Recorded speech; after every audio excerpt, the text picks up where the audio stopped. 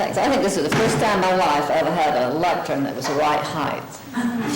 Usually they're about here, and after you get 40, if you have your if you have your print there's no way you can read it. This is great. So it's great to be here, and it's really great for the Montana Human Rights Network to bring me in for this little tour that's going to several cities and ends up in Bozeman for Pride this weekend. And I wanted to just say a couple of things about Bozeman. I did a radio interview this afternoon, and the lead question was from a sympathetic person, was actually a provocative question to get me going, and it was lots of people are saying that to have such a thing as a Pride gathering or parade was destructive to values and was unpatriotic and anti-American. And what did I think about that? And so this is going to start the speech with vision, and then we're going to go somewhere else and come back to vision again. And I said, well, I think that to have a Pride gathering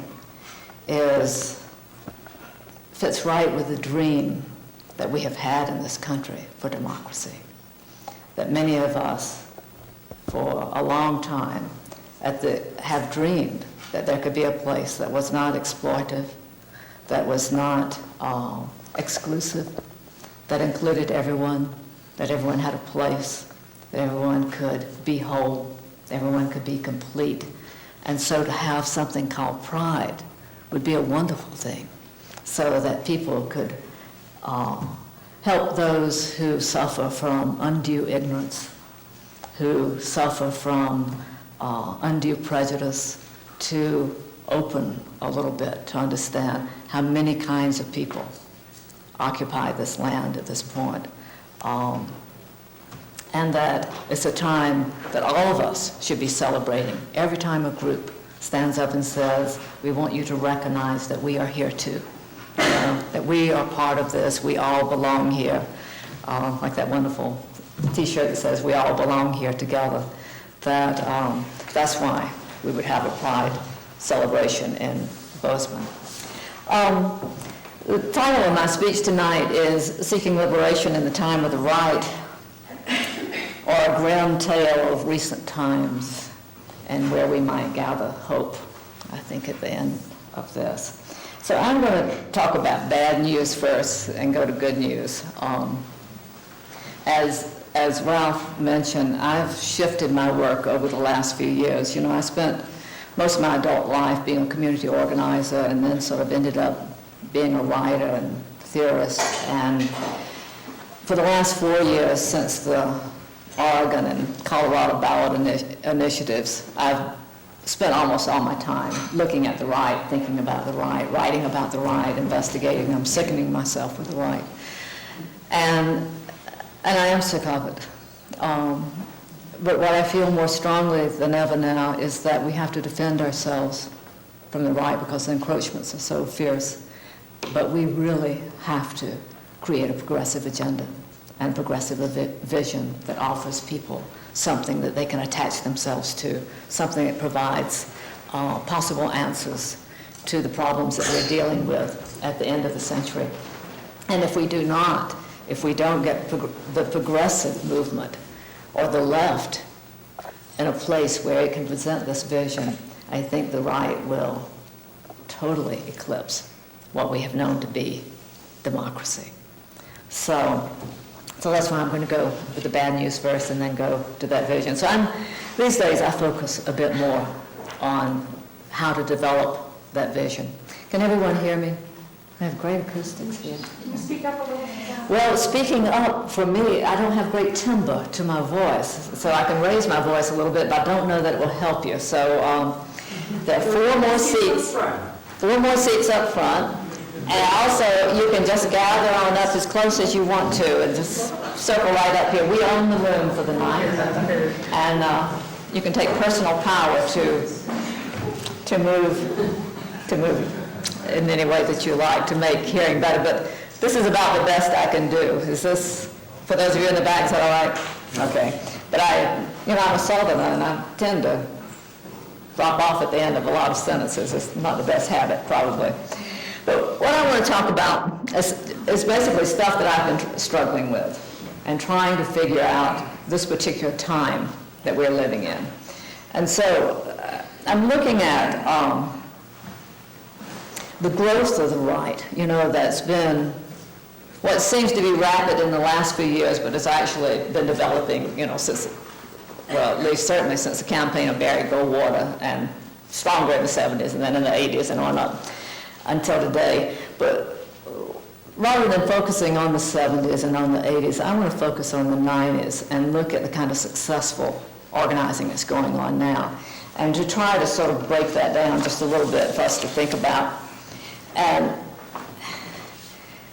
I want to talk about 4 areas where they've been so terrifically successful. And I think that in looking at those, we can sort of see where we need to think more about vision and what our point of view is.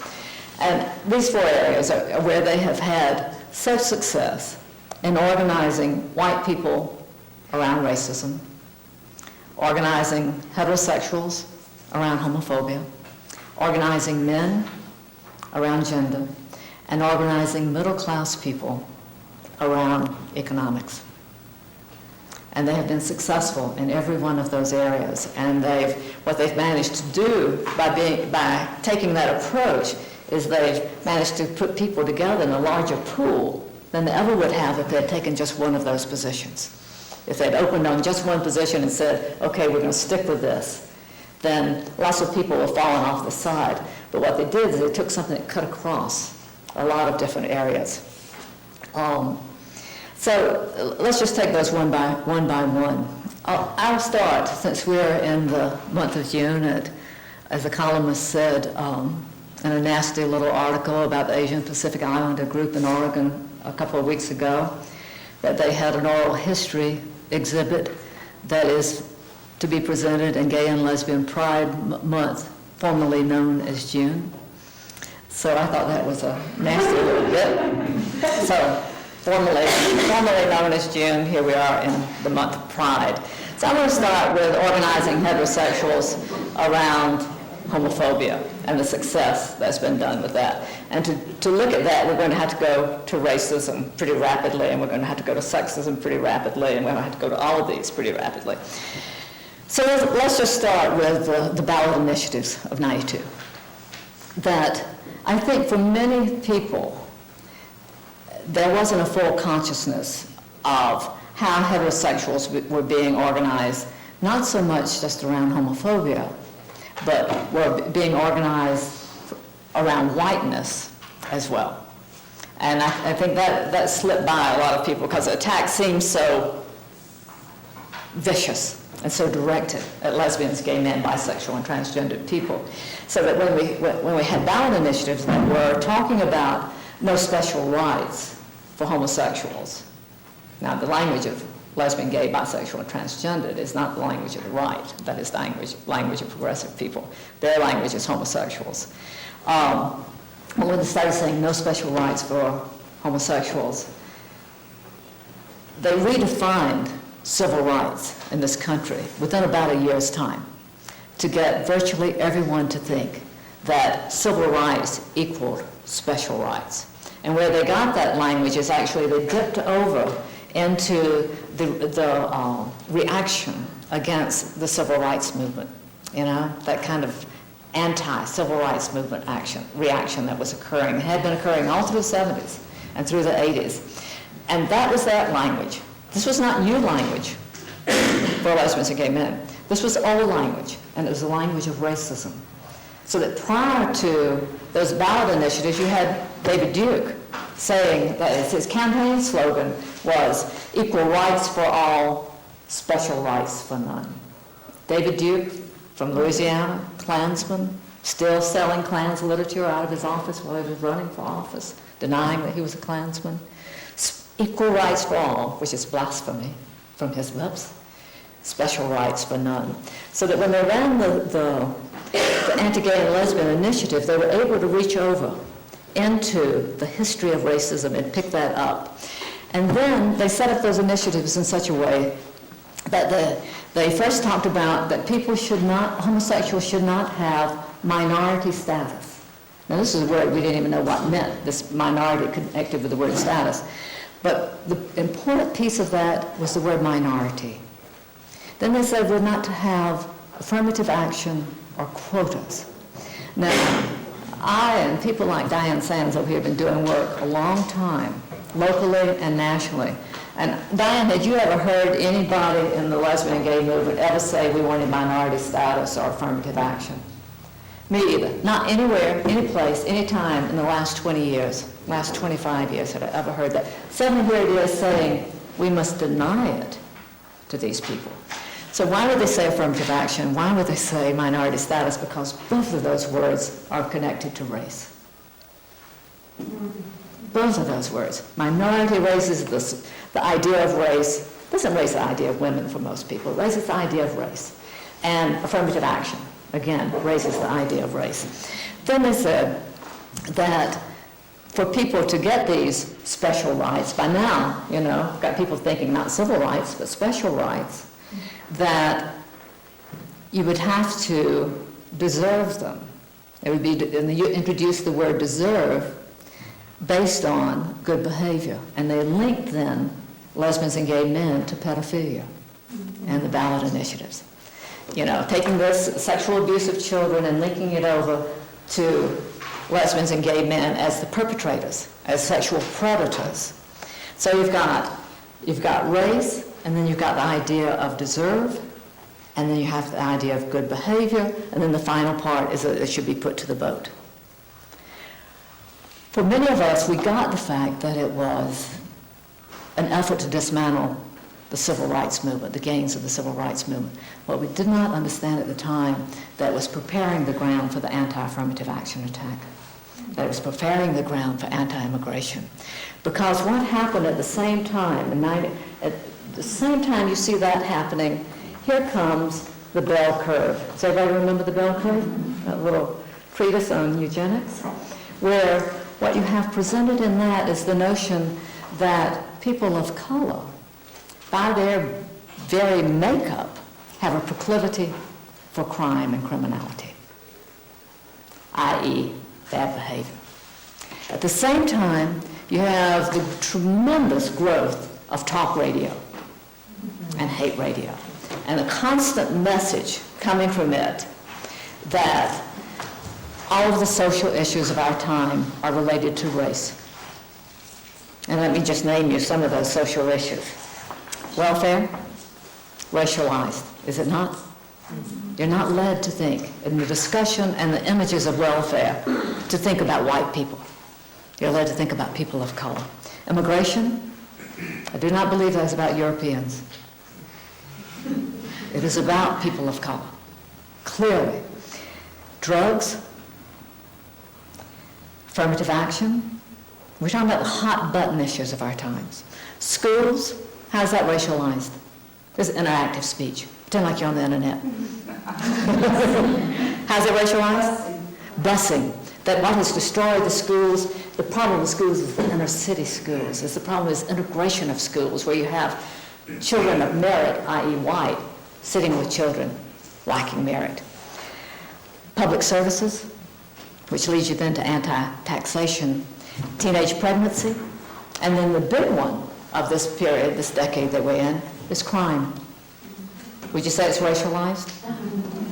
So here you have two strong issues running side by side in the 90s. And what you have with the anti-gay and lesbian track is a fast track to move not only the organizing of white people and the oppression of lesbians and gay men, but the redefinition of civil rights, the attack against democracy, and the absolute attack against people of color. Is everybody with me? I mean, you need to stop me in this. We can't have discussion during it, but you could just say, either slow down, because I want to take my watch off here and try to do it. It's always a bad sign when you see a preacher take a watch off, but I want to take it off. So the racialization of those issues through both ballot initiatives and through the media, this is constant press, is that racialization, has led to a very, very strong anti-people of color sentiment in this country. And it's very closely linked both to social problems as well as to economic problems. So then you have the same thing with women. And you begin to see the organizing of men around sexism, both through the backlash against the women's movement, through lesbian baiting, the baiting of feminists. You remember the whole thing around feminazis, the attack against clinics. I think the attack against welfare is very much about women. The attack about teenage pregnancy is very much about women. But I wanted to focus just for a minute on Promise Keepers, since I can't talk about it. Was that a leap? Is everybody ready to make that jump? There, I think you see the prime example of organizing men around sexism. And I'm not going to go into that in great length, but I want to go into it for a little bit. For those of you who don't know, are there people here who don't know about Promise Keepers? Do you know that this is a major movement, Christian men's movement, and it meets, it's organized by former Coach McCartney out of Colorado, and the Christian Coalition, Focus on the Family, there's one other group, I guess can't bring up the other name for it. Christian Coalition, Focus on the Family, McCartney, it'll come back to me, of organizing meetings in stadiums around the country for men to gather and to make promises to Christ, to be a greater presence in their communities and to be a greater presence in their homes. Well, I don't know about you, but as a feminist, I have wanted that forever. I want that. I want men to be a greater presence, have more responsibility, to be, more there in community and in home, but not from a sexist point of view, and from a point of view of equality, point of view of sharing. And in watching Promise Keepers, and they're very much watched by people who monitor the right at this moment, it's been very, very hard to talk against them. Because the men who go there don't go there necessarily out of the hatred of women. They don't go there out of the hatred of the women's movement. They go there out of tremendous need, out of feeling that something's really, really wrong with this society and looking for answers. And they go there because they feel a lack in their lives, I believe, for those places to bond with men, where it's not just for sports, but they do go to a place where they feel comfortable because of sports. It's very, very smart to put them in this stadium. Go ahead. This is what I tell you, it's interactive. You can yell out and do whatever you want to. But what are they taught when they get there? I went to the Promise Keepers meeting in Eugene, Oregon last August. 35,000 men and 10 progressive people that I know of. The 10 that we organized to take in, 5 men, 5 women, half people of color, about half lesbian and gay. Turned out to be that way. And it was a remarkable sight. I was very, very happy to have witnessed it. And it's very, very, very moving. They have employed some of the best understanding of psychology that we have available. Some of the best understanding of programming that we have available. It's like think of the best rock concert that you have seen programmed, with beautiful staging, huge screens, great music. Almost everybody on stage is a person of color. Almost everybody in the audience is white. It is fascinating. But what they do is they constantly deliver the message that you are there to learn how to be obedient and to demand obedience from others. Constantly, through music, through word, through message after message after message. That it's the receiving of authority and the delivering of authority. As Christ is to the church, so is man to the family. Oh, in 1,000 different ways is that message. Now, the way people look at this goes from everything from the idea that this is just the largest tent revival that has ever been known, that they hope this fall to have their March on Washington, which would be, they assume, about 2 million men, October 4th. You might want to be there, I don't know. So it goes from people who believe that to people who feel that this is the ground troops for fascism. People who feel so alarmed when they see those men stand up and raise those arms, who hear about that authority, the receiving, the delivering, the receiving and delivering from people who say they have no agenda, no political agenda except that of goodness. So anyway, I will leave you with that as an example of organizing men around sexism. And there's strong, strong anti-gay and lesbian stuff in that as well. And then the final piece is organizing middle class and working people, more working class people, middle class people and above, around class, around economics. And this is done through the anti-taxation movement. I believe that the anti-taxation movement is a direct attack against the poor. It's a direct attack against government. Rather than having a war on poverty at this moment, we have a war on poor people. We do a lot of work around welfare repeal in Arkansas, and we do not dignify this with a lie and call it welfare reform. We believe this is about the destruction, the elimination of welfare, and that we would be unwise to go along with the idea that it's simply about reform. But this anti-taxation movement moves off a message, I think, and this is simplifying a good bit, but it moves off a message that I think talk radio helped us a tremendous amount with, as well as lots of other places. But the idea that there's not enough to go around. There's just not enough to go around, which is sort of what we would call the myth of scarcity, combined with the idea of mean-spiritedness. There's not, on the one hand, there's not enough to go around. On the other hand, you are going to take something from me. And the you in that instance most frequently refers to people of color. And it refers to women. And it refers to children. And it refers to lesbians and gay men. And it refers overall to poor people. That you are going to come get something that is mine, and there's not enough here to share. And so I have to hold in closer and closer, and there has to be more of us and them, and we have to protect the us and what we own and what we hold dear and what we see as values and what we have as property and what we have as our fundamental rights. And it is a vicious, vicious message. And with it goes that word deserve that I talked about earlier. This notion that some people don't deserve civil rights / special rights. This also goes with the idea that people don't deserve services.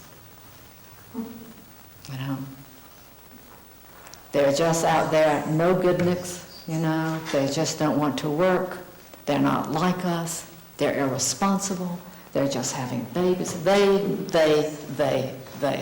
And that myth of scarcity moves beyond money. It also moves to civil and human rights. That if someone gets civil rights protections, then I somehow lose something. So that message has also been moved. So what we've had on the one hand with the anti-taxation movement is that we cut the money that underpins the government on the state, local, national level, and insist on the cut of services. Everything that meets human needs, to slice that away so that but it's built on that emotion of scarcity and mean-spiritedness, or else it wouldn't move. If it didn't have that emotion driving it, I don't believe that could be achieved at this point. And so the government in this, I was saying at dinner before this meeting, that we're in a peculiar position now. For many of us in the 60s and 70s, we're fighting the government. We're fighting about the role of the state, and civil rights in the Vietnam War. The government was our enemy. Now, we're like, oh my goodness, how even to have and maintain a government is what we're looking at. And what is the role of the state in relation to us and us in relation to it, And there's this attack that erodes it all the time, which is not just about money, it's also an attack against the individuals within it, and then the placement of individuals within it that will carry out these agendas. So what we leave on the national level, at least, and perhaps we'll leave that on the state level as well, a government that does not meet human needs, that does not have the money or the resources or the desire to meet human needs, but instead becomes more and more an arm to control people. And I think that is a very, very scary thought. I said this was going to be a grim picture. And why is that? This becomes a government that deregulates everything, that turns over human services to privatization and to corporations.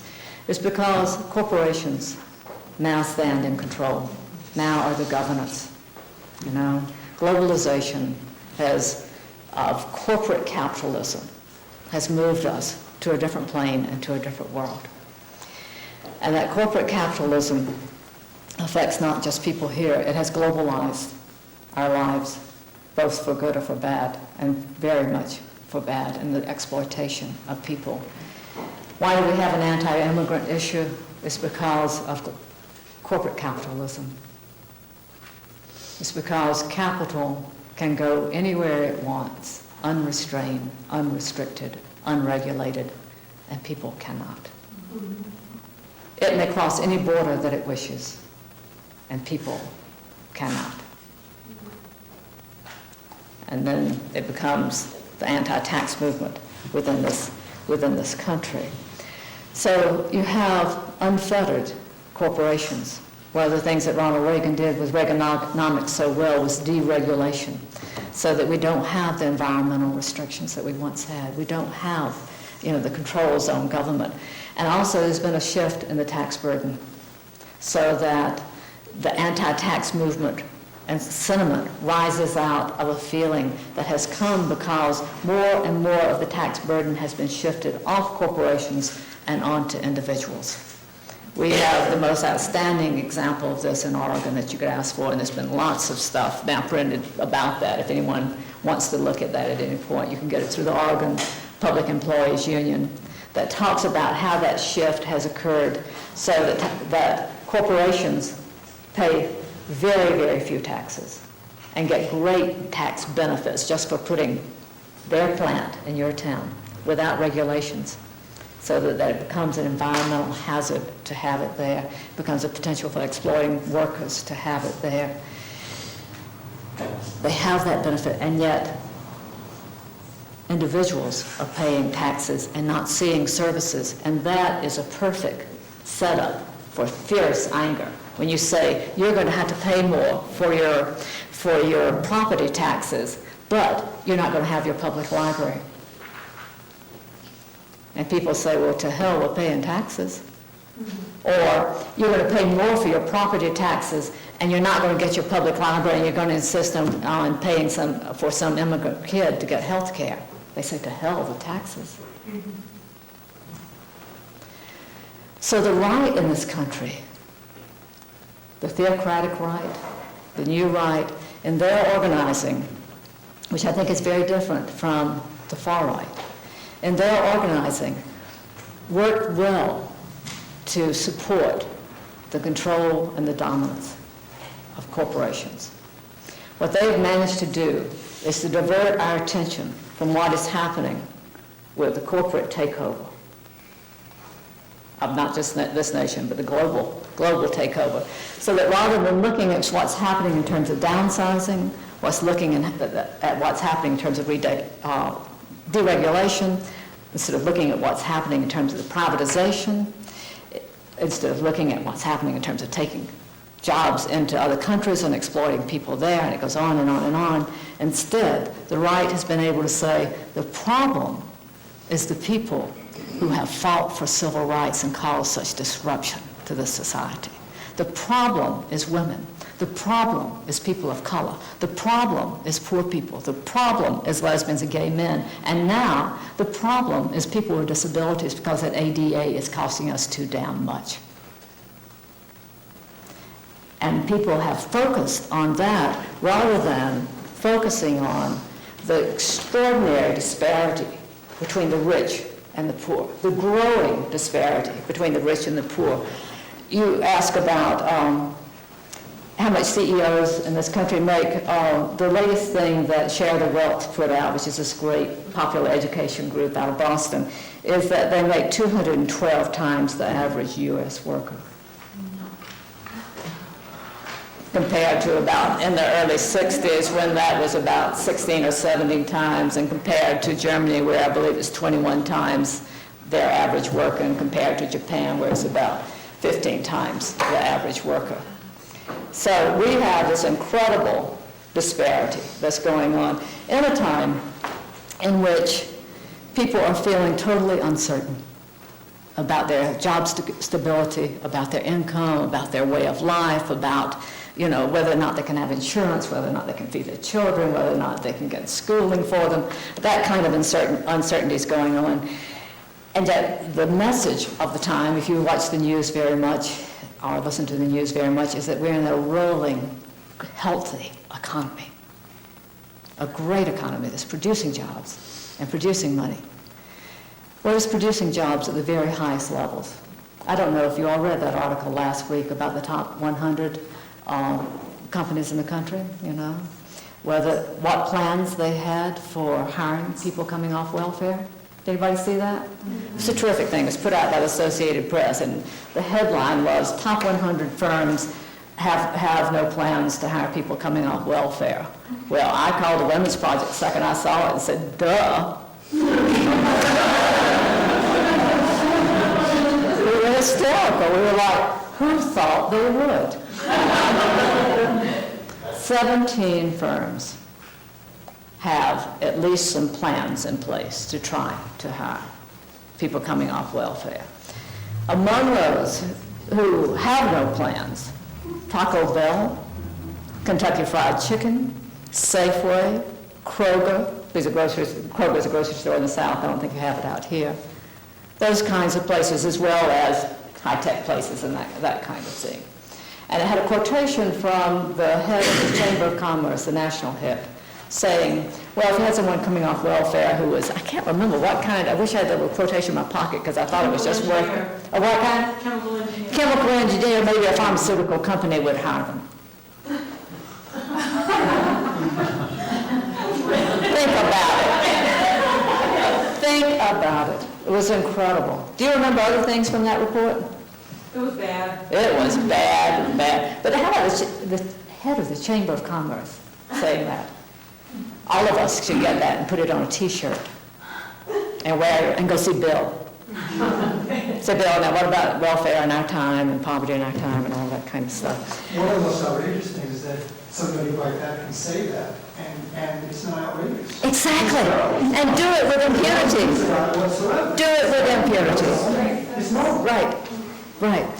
So if you have that, then, you have this tremendous growing disparity between the rich and the poor.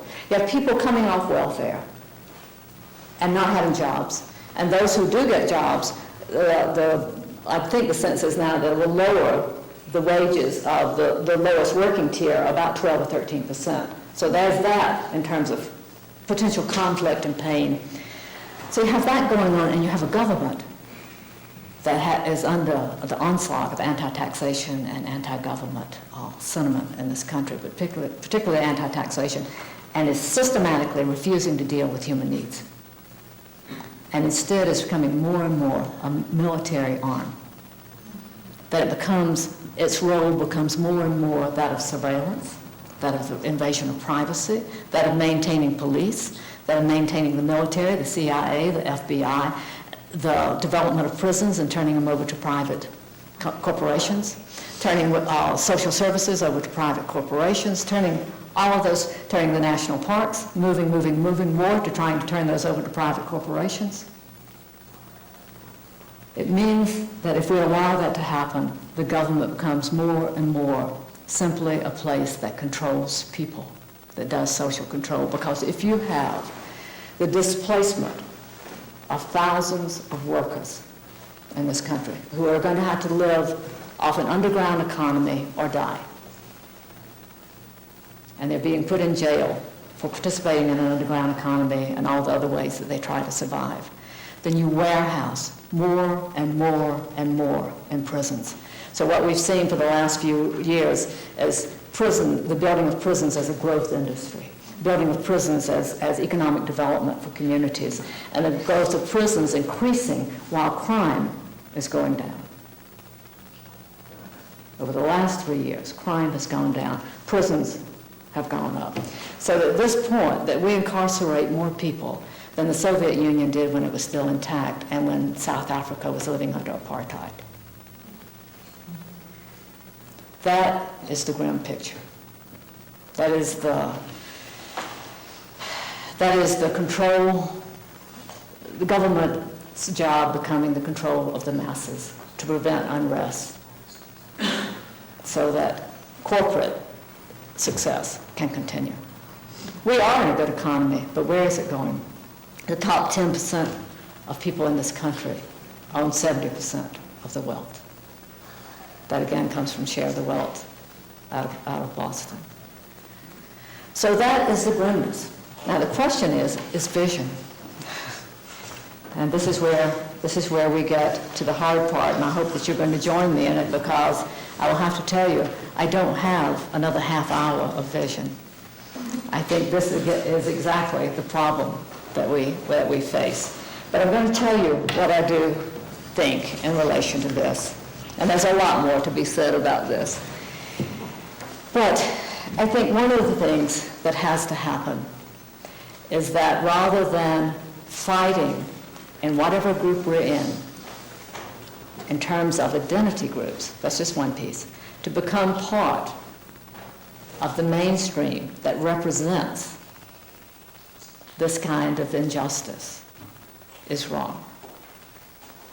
I think we have to fight to change what is considered the norm in this country, what is considered accepted political and social and economic life in this country, and say we will not stand with it. That instead, that we will throw our lot with the poor. I think we have to talk about economics as we have not talked about economics in a long time in this country. We have to do analysis, and we have to organize. I think people have been afraid since the time of McCarthy in the 50s to talk about economics and this economic system in a very serious way. And we have had some things that were very chilling to make us not want to do that. And one of those things was the Reverend Martin Luther King standing with the sanitation workers in Memphis and being shot down. Of seeing people who held an economic analysis or were moving more strongly toward a tougher economic analysis being eliminated.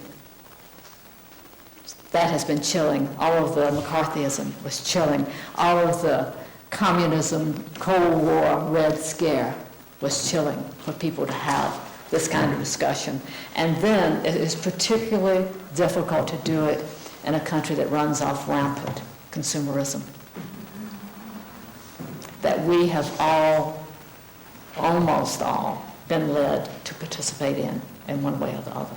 So it is hard to stand in the belly of that beast and talk about economics in a way that really addresses economic justice and change. So I think we have to say we are for taxation. We believe in it. We are for taxation. Yeah. We are pro-taxation. We believe in progressive taxation. We believe that people should pay their fair share, that corporations should absolutely pay their fair share. We could change everything around with a fair and just tax system. And we have to say that human needs are of the greatest importance to us. This is about values. Absolutely. This is about values. I think we have to take on the family values stuff. You know, the idea that there would be letters to the editor in this state suggesting that lesbians and gay men are at the heart of society's breakdown, or the family's breakdown, makes me wild, makes me crazed. You know what I think is one of the major things is at the heart of the family's breakdown? And I take a very, very broad view of family. People who live together or not, but are closely connected with a sense of responsibility for one another, a sense of connection to one another, common goals, shared affection and feeling, you know, those kinds of things, accountability. I believe there are families in which there is one adult. I believe there are families in which there are many adults. I believe there are families in which people share the same gender. I think there are families where people are of opposite gender. I think there's every kind of combination.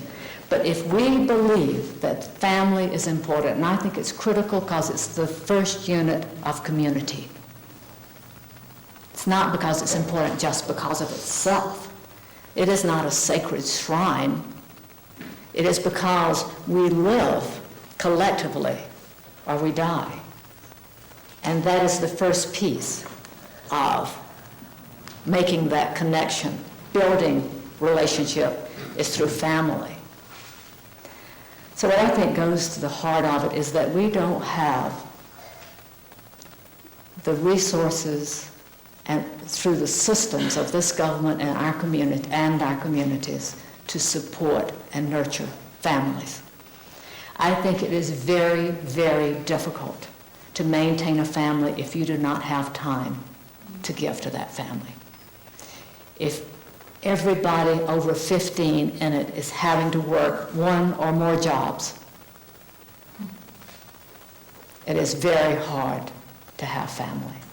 It's very hard to have family when the community is not set up in a way that supports family, when it doesn't have health care, when it doesn't have child care, when it doesn't have those things that make it possible for us to flourish in those families. It's not about who gets married and who doesn't. It's about how do we support each other to make relationship and live in a society where we are inclusive.